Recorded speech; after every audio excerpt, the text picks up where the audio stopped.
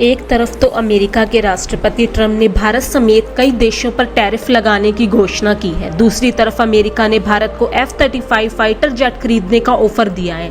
लेकिन भारत से अमेरिका जाने वाले सामान पर 25% टैरिफ की घोषणा के बाद भारत सरकार ने फाइटर जेट खरीदने से साफ इनकार कर दिया। भारत सरकार अब ट्रंप से कोई भी डिफेंस डील नहीं चाहती। भारत सरकार F-35 स्टीलथ फाइटर जेट खरीदने में कोई भी दिलचस्पी नहीं ले रही।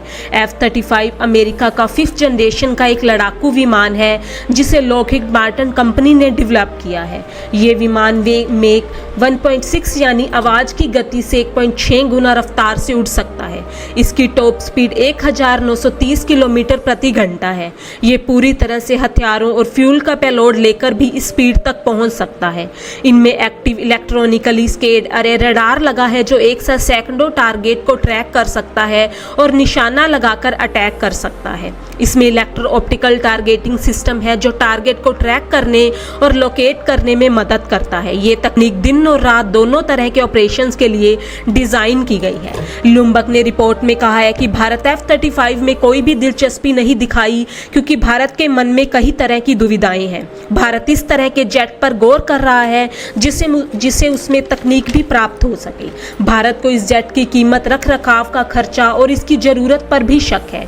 एक जेट की कीमत करीब $80 मिलियन, लगभग 670 करोड़ रुपए है। इसके साथ ट्रेनिंग और बुनियादी ढांचे का खर्च अलग से जोड़ना पड़ेगा। अमेरिका, ब्रिटेन, जापान जैसे कई देश इसे इस्तेमाल करते हैं, लेकिन इसकी लागत और तकनीकी दिक्कतों की वजह से हमेशा विवादों में रहा है। इसके रखरखाव में बहुत पैसा लगता है। जब अमेरिका ने F-35 का ऑफर दिया तो रूस ने भी अपना कदम बढ़ाया।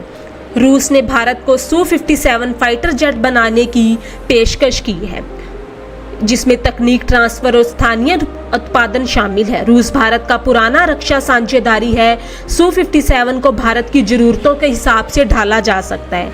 ये ऑफर मेक इन इंडिया के सपने से भी मेल खाता है जो प्रधानमंत्री का विजन है।